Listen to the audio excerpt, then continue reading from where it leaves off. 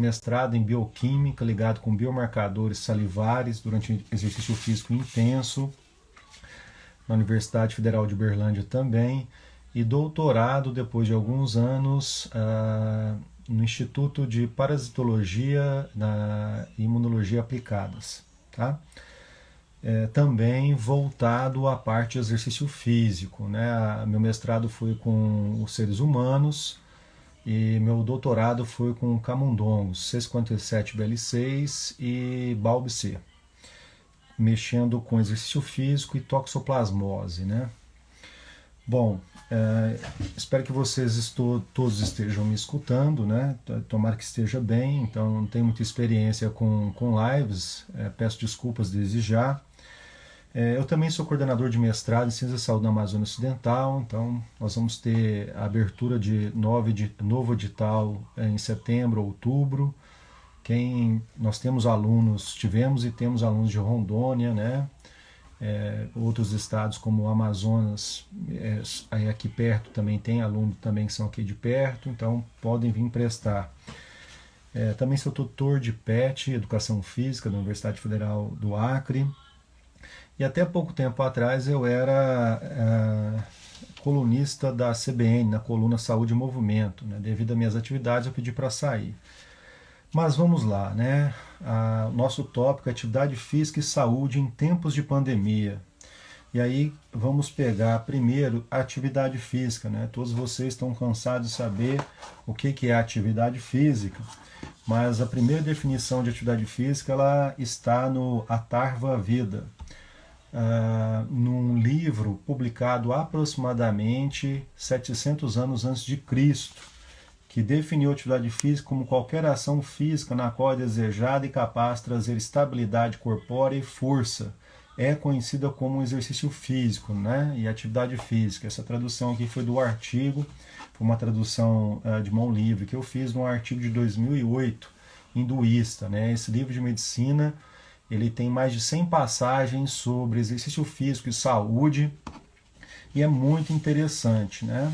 E é um livro de 700 anos antes de Cristo. Isso que é muito importante. Hipócrates também, há 400 anos mais ou menos antes de Cristo, ele coloca: se pudéssemos fornecer a cada indivíduo a quantidade adequada de alimentação e exercício, nem pouco nem muito, teríamos encontrado a forma mais segura para a saúde, né? Então são duas citações, citações sobre atividade física, exercício físico, né? A atividade física por si só, qualquer movimento que a gente faça, seja estático ou dinâmico, até mesmo dormir é uma atividade física, embora não se tenha ganho de nenhuma capacidade física ao dormir, né? Pelo sono, né? Mas é bom para se recuperar. Tirando também os alimentos, né, pessoal? Os alimentos, quando eu bebo uma água gelada, ela não é uma atividade física, né? Ela vai consumir energia do meu corpo sem eu fazer nada. Mas qualquer outra coisa é atividade física. Exercício físico já não é bem assim, tem que ter um planejamento, tem que ser estruturado, repetitivo e também tem um objetivo. Mas a gente sabe que é importante mantermos sempre nosso gasto calórico diário alto, né? Então, a vida hoje moderna nos traz a isso, a um nível de atividade física mais baixo, vamos dizer assim, gasto calórico mais baixo, e contrapartida a gente tem aí, né, comidas deliciosas que nos levam a comer mais do que a gente deveria, né? Iniciando nossa live, nosso tópico, né, a definição de saúde. Então a gente tem sobre a Organização Mundial de Saúde, né, bem-estar completo. Isso aqui eu acho que é muito importante, bem-estar completo, físico, mental e social. Não meramente a ausência de doença ou enfermidade, né? Neste momento tão difícil para a população mundial, em especial a população brasileira, né, a gente manter-se ativo para quê? Né? Será que é só para cuidar do físico? A gente deve se manter ativo, sim. Quem quiser, inclusive, pode acompanhar um podcast, um canal que eu tenho chamado Immunex and Health. Depois eu posso passar para o pessoal do CREF para divulgar para vocês. Tem várias colunas sobre isso lá, inclusive sobre esse tempo agora de pandemia e coronavírus, né? É muito importante se manter ativo, mas ainda mais nessa pandemia. Mas qual é o porquê, né? Eu acho que nos últimos 10 anos eu tenho ficado muito satisfeito mesmo em ter escolhido essa profissão, porque nos últimos 10 anos, como a gente vem acompanhando a literatura pelo menos há 20 anos, né, a gente percebe aí que as revistas que nunca publicaram em artigos sobre exercício físico e saúde, etc., elas têm publicado artigos um atrás do outro. Revistas como, por exemplo, a PLOS ONE, a Nature Medicine, a Nature Endocrinology, a própria Science, The Lancet e assim vai. As melhores do mundo, né? E outras revistas que estão nessa faixa aí de intermediárias, às vezes nunca publicaram nada sobre exercício físico, estão publicando um atrás do outro. E uma das áreas da ciência do exercício físico, da atividade física, né, do desporto, que mais cresceu foi a imunologia do exercício, no qual, inclusive, eu sou sócio da Sociedade Internacional de Imunologia do Exercício, né? Inclusive, falar para vocês que é gratuito e você pode baixar todos os artigos desde que ela foi criada há 30, 35 anos atrás, gratuitamente, né? Isso é importante. Sociedade Internacional de Imunologia do Exercício.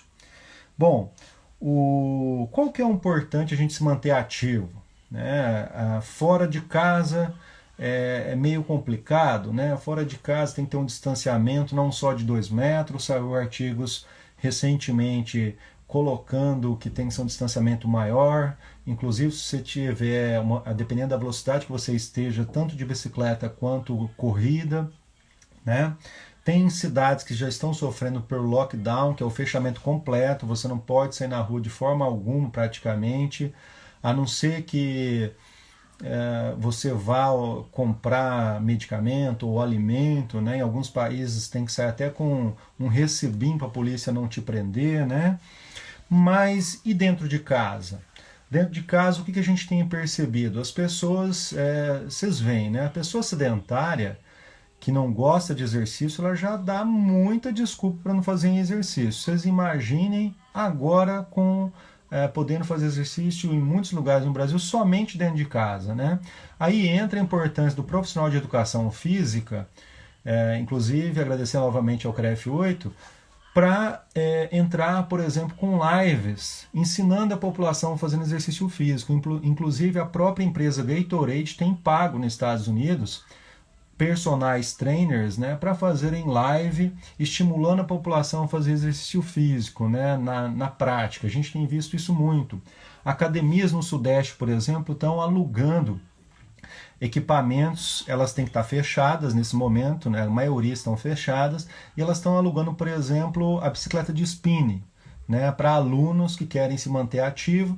Isso é até bom para a academia porque leva alguma receita para a academia, né? E além disso ainda deixa o aluno ativo. Mas vamos lá. Por que é importante se manter ativo em tempos de pandemia? Na realidade, é importante se manter ativo sempre, né? Mas por que ainda mais em tempos de pandemia? Justamente por causa da regulação do sistema imunológico. Quando a gente faz exercício, o nosso músculo de uma pessoa que está se exercitando, o nosso músculo é a glândula endócrina, a maior glândula endócrina que a gente tem, né? Então, quando a gente faz exercício, dependendo do exercício, a gente chega a liberar mais de 10.000 proteínas que são comunicadores entre todos os tecidos que vocês tiverem no corpo, cérebro, fígado, rim, todos os tecidos, né? E aí você também vai se comunicar com o sistema endócrino, neuronal, como eu acabei de falar, a microbiota, é muito importante esse tópico também, vai se comunicar com o sistema imunológico, vai liberar substâncias que até 2005, 2006, achávamos que eram liberadas exclusivamente por células do sistema imunológico, mas a gente sabe que praticamente todos os tecidos a liberam. E o sistema muscular, quando eu ativo ele de forma aeróbica ou de forma anaeróbica, seja lática ou lática, eu vou liberar substâncias diferentes. Algumas são iguais, outras são diferentes, mas eu posso chegar a liberar mais de 10 mil. Exercício físico é uma terapia não farmacológica, porque eu consigo melhorar de praticamente todas as doenças crônicas não transmissíveis, ou preveni-las, ou melhorar o prognóstico dessa doença. E até no caso, por exemplo, de doenças como a diabetes mellitus tipo 2, que é uma doença inflamatória, daqui a pouquinho eu vou falar um pouquinho para você sobre isso, eu consigo praticamente zerar essa doença, salvo, é claro, se a pessoa tiver tido algum acometimento mais grave, né, como perda da visão ou da sensibilidade de membros como mãos, né, e pés e por aí vai, né? O SARS-CoV-2 é o vírus do novo coronavírus, né? É interessante porque ele usa duas proteínas que já estão na literatura, pode ser que se usem mais, duas proteínas para poder invadir a célula. Uma delas é a CD26, que é uma enzima também, e a outra é a ECA2. A ECA2, aí vem algumas perguntas, né? Me perguntaram assim, professor, mas quando a gente faz exercício físico aeróbico, a gente não libera, a gente não manda produzir ECA2, que ela degrada a angiotensina 2 em 1,7, né? Uma angiotensina, que é uma substância que ao invés de ser aumentar a pressão arterial, ela diminui a pressão arterial? Sim, a gente libera, né?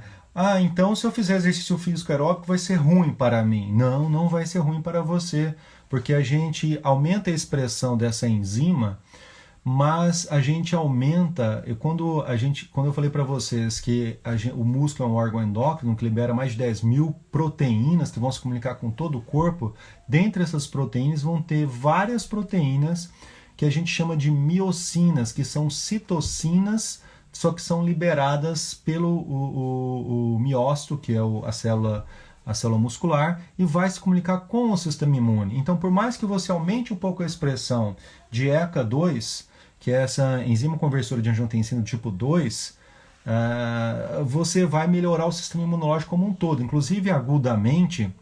O sistema imunológico é uma hierarquia. Nós temos generais do sistema imunológico, nós temos os soldados especializados, né? Esses aí são os linfócitos, e nós temos células, os soldados rasos, né? Desde aquele cara que fica no rádio, mandando informações para o general, que seria, no caso, uma célula dendrítica, né, por exemplo, até os caras que vão para a batalha, como neutrófilo, eosinófilo e macrófago, por exemplo, né? E monócito também, que é uma forma de macrófago, só que está no sangue. Bom, e aí, quando a gente faz um exercício físico agudo, a gente tem que ter cuidado, tá? E aí eu queria chamar a atenção de vocês, profissionais de educação física. Seja o profissional de educação física bacharel, e depois podem me cobrar que eu vou falar um pouquinho também do profissional de educação física na escola, tá? A intensidade, o volume que eu faço exercício vai interferir na expressão gênica de proteínas que vão ser liberadas pelo meu miócito, pela minha célula muscular, tá? Então, por exemplo, quando eu faço exercício, agudamente, naquele momento, o meu corpo fica mais vigiado. Células como CD8, efetores de memória, vão sair dos órgãos primários imunológicos e vão mais para a periferia, vão para os tecidos, vão vigiar. Então, se um dia você já foi vacinado para algum vírus, né? Tomara que saia essa vacina logo. Vamos estar esperançosos, né? Embora aí a prognóstico seja de 18 meses, nós temos todo o mundo, vários grupos de imunologistas no mundo procurando uma vacina, né? E também, com certeza, a gente tem grupos aí que já estavam pesquisando essa vacina desde janeiro. Então, tomara que até o final do ano, início lá do ano que vem, nós tenhamos uma vacina, né? Mas quando a gente vacinou, essas células CD8, elas são uma espécie, são linfócitos CD8, elas são uma espécie de capitães, sargentos, tenentes altamente qualificados. E elas matam somente um tipo de vírus, né? De vez em quando pode ter uma reação cruzada que mata mais do que um tipo. Mas, quando a gente faz exercício físico, olha que legal. a gente manda essas células ficarem vigiando mais o nosso corpo, assim como as células do sistema imune inato, que são macrófagos, neutrófilos, de certa forma, principalmente os macrófagos residentes, que já estão no tecido, em todos os tecidos, exceto o sistema nervoso central, com menos efetividade nele, eles vigiam melhor nossos tecidos, né? Mas nós temos que ter cuidado. Durante o exercício, se eu fizer exercício intenso demais ou um volume grande demais, 2, 3 horas de exercício físico, eu vou depletar as minhas reservas de glicose intracelular, né, no músculo, de glicogênio então, e aí eu vou começar a produzir muito uma citocina chamada IL-8. E aqui pode começar a vir o problema. A IL-8 é uma substância, desculpa, IL-6, tá? A IL-8 também, mas é IL-6, eu falei errado. A IL-6 é uma substância que direta e indiretamente ela manda produzir na glândula suprarrenal, ela manda produzir cortisol. E cortisol é o hormônio do estresse. Mas o que o cortisol faz no sistema imunológico? Ele é imunodepressor do sistema imune.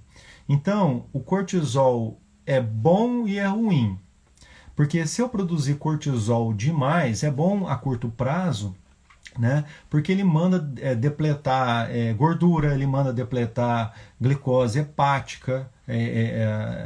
Então, o fígado manda a glicose pro sangue, né? Mas se eu produzir demais cortisol, ele também é imunossupressor. Ele manda parar de produzir células leucocitárias, todos os leucócitos, seja o sistema imune inato, seja os linfócitos, que são generais. E isso é ruim. Né? É ruim porque imagina se por um acaso eu sou uma pessoa saudável e estou com um início de gripe, né? E agora esse vírus, pessoal, por favor, não é uma gripezinha, tá?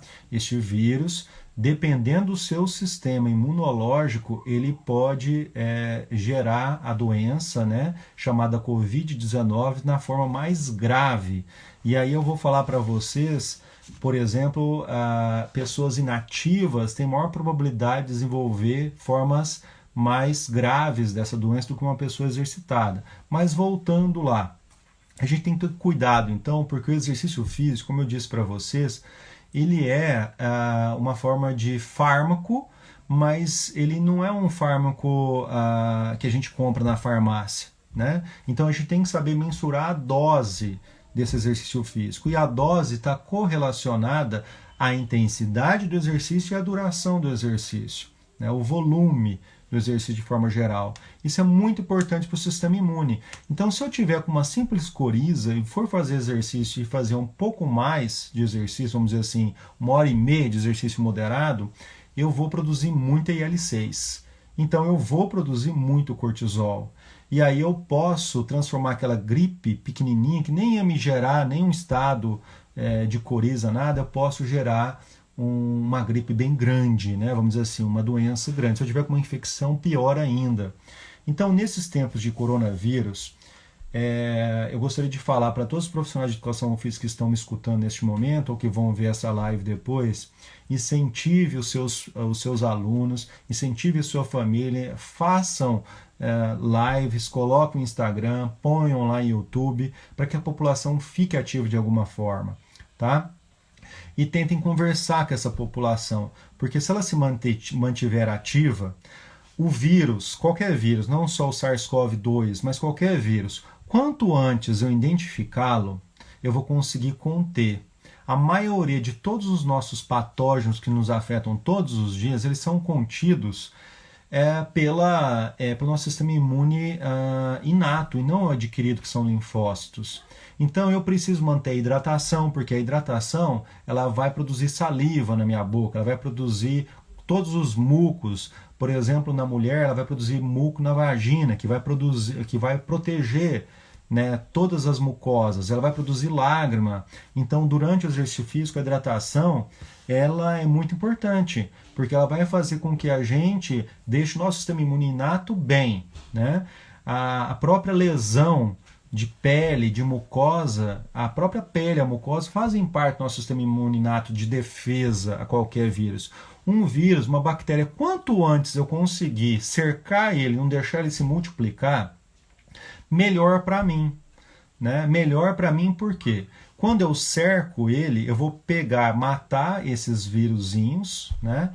E vou apresentar, eu tenho uma célula, principalmente são 3, mas uma célula do sistema imune inato, ela apresenta, ela pega partes desses vírus e vai lá nos órgãos primários do sistema imune e vai apresentar para os generais, né? Um general, algum desses generais que a gente tem ali, vai reconhecer, dependendo das substâncias que tem no meio, dependendo do patógeno, nós vamos multiplicar esses generais, então um vai virar 2, 4, 8 e assim vai, 16, 32, 64, e daqui a pouco nós temos milhares desses generais altamente capacitados para organizar uma resposta imunológica contra aquele vírus, tá? Então é por isso que, inclusive, a maioria das pessoas que são ativas, muito provavelmente elas não vão ter nenhum sintoma com SARS-CoV-2. É claro que tem exceções, pessoal. Por exemplo, mais que uma pessoa seja ativa, mas se ela expressar desde criança uma alta concentração, né, quantidade de ECA2, que é justamente uma enzima que deixa a pressão arterial mais baixa, ajuda a manter a pressão arterial mais baixa, mas é uma enzima de porta de entrada para esse vírus, ela tem um fator de risco associado, né? Por que estão falando na internet, estão falando em todos os canais de televisão e qualquer site aí falam dos grupos de risco? Vamos lá. Os grupos de riscos. A gente tem, por exemplo, a pessoa idosa. Né? A pessoa idosa, o que tem essa pessoa idosa? Ah, mas ele é uma pessoa ativa, tem 70 anos, mas é uma pessoa ativa. Sim, então ele vai ter um sistema imune de 40, 45, ótimo, né? Mas ele querendo ou não querendo, com o envelhecimento, já está intrínseco no nosso corpo que a gente começa a aumentar a expressão, por exemplo, de ECA2, pessoal. Além disso, se você envelhece o seu corpo, o seu sistema imune faz parte do seu corpo, então ele vai envelhecer também. Então a velocidade com que ele reage contra qualquer patógeno vai ser reduzida, né? E aí, infelizmente, não vai ter como... ele vai ter uma dificuldade de reagir contra aquele patógeno, né? Contra, no caso, o SARS-CoV-2, que é o vírus da Covid-19. Né? Agora vamos falar, por exemplo, por que eles estão falando tanto do diabético, o cardiopata e assim vai. O SARS-CoV-2, primeiro, ele não é uma doença exclusivamente respiratória. A gente já viu que uma das coisas que ele causa é uma espécie de coagulação sanguínea, então ele também é uma doença hematológica, né? Eles estão falando até alguns autores que eu peguei para ler uma semana ou duas para trás, que é uma doença sistêmica, que altera vários sistemas, né? Mas 2 com certeza ele altera, que é o sistema respiratório e que é o sistema hematológico. Mas por que estão se falando tanto de diabetes? A gente tem que ir devagar, né? O diabetes do tipo 2, não do tipo 1. O tipo 1 é uma doença autoimune, onde simplesmente, inclusive aí que vem um toque para os profissionais de educação física escolares, quem trabalha na escola, tá? O tipo 1 é uma doença autoimune que a pessoa tem um defeito no sistema imunológico, ela começa a atacar as células beta do pâncreas dela, que são justamente as células que vão produzir a insulina. E o melhor professor, quanto mais rápido identificar essa criança, esse adolescente que tem diabetes tipo 1, mais rápido, melhor é o prognóstico dele, porque ele já vai começar a ser tratado, né? O diabetes tipo 1, ele é uma doença autoimune, e ele pode desenvolver depois o diabetes tipo 2 também, essa pessoa, provavelmente na sua fase adulta, mas vamos falar do diabetes tipo 2. O diabetes tipo 2, a esteatose hepática não alcoólica, a síndrome metabólica, mais de 13 tipos de câncer aumentam riscos, doenças cardiovasculares praticamente todas, exceto aquelas que são congênitas, tá? Doenças do sistema nervoso central, a primeira que aparece é a depressão, o desencadear mais vezes e com mais intensidade de várias doenças autoimunes, como lúpus eritematoso sistêmico, como doenças reumatológicas de forma geral, que uma delas é essa, né? deixa eu ver mais, neuropatias, perda de massa óssea, perda de massa muscular e envelhecimento de forma geral, né? O que causa envelhecimento de forma geral? O que causa todas essas doenças que a gente chama de crônicas não transmitidas, não transmissíveis, né? Essas doenças aqui, um passo antes delas acontecerem é a inflamação crônica, pessoal. Uma inflamação crônica de baixa intensidade, mas generalizada, tá? Isso aí é um problema, porque quando a gente tem uma inflamação crônica generalizada, imagine o seguinte, né? Se eu tenho um gato em cima de uma árvore, lá nos Estados Unidos eu vivi lá 13 meses, lá até era engraçado, às vezes tinha alguma coisa acontecendo, chegava corpo de bombeiro, a polícia, etc, um monte de gente juntava, na hora que você olhar, às vezes era uma coisa boba, um gato em cima de uma árvore, alguma coisa assim, né, etc e tal. No nosso sistema imune, a gente não pode ficar despendendo energia, porque o sistema imune, lembre-se, é um sistema de defesa. Então, quando eu expendo energia para ele, eu vou gastar muita energia, né? E se eu gastar muita energia, todos os meus outros órgãos que não vão estar envolvidos naquele acometimento de defesa do sistema imune, de defesa contra um patógeno ou reparo tecidual, eles vão ter restrição energética, né? Então, desta forma, o que ocorre? A pessoa que está toda vez inflamada com baixa intensidade, essa pessoa começa a ter o sistema imune desregulado. Tá? Ela vai produzir, por exemplo, uma citocina 2 a 4 vezes mais, chamada TNF-alfa. Inclusive, o idoso produz naturalmente mais a citocina. Mais um motivo para o idoso fazer exercício, mas não só o idoso. Essa citocina, ela inflama as células. E se inflamar as células, o sistema imune vai ficar desregulado, porque vai estar inflamando, mas na hora que eu vou precisar combater um vírus, uma bactéria, os meus generais não conseguem organizar uma resposta adequada, uma resposta com o direcionamento correto. E aí eu acabo expendendo muita energia com pouca eficiência. O que acontece nisso? Quando eu gasto tempo, levo mais tempo para combater um patógeno, uma bactéria, um vírus, por exemplo, se replica muito rápido. E ele se replicando mais rápido, ele vai conseguir burlar o meu sistema imunológico, me causando uma doença. Tá? E chamar a atenção de vocês para outro motivo. Quem for aqui, às vezes tiver algum enfermeiro, médico escutando essa live, ou se vocês tiverem alunos médicos, enfermeiros que estão nessa linha de frente do SARS-CoV-2, combatendo a Covid-19, por favor, eles já estão trabalhando às vezes 30, 40 horas seguidas, vão fazer exercício, você não pode pedir para ele fazer muito exercício, porque senão vai produzir cortisol, o sistema imune dele vai baixar. Dentro do hospital, ele não vai se encontrar com algumas poucas cópias desse RNA vírus chamado SARS-CoV-2. Dentro do hospital, ele pode se encontrar com muitas cópias ao mesmo tempo, né?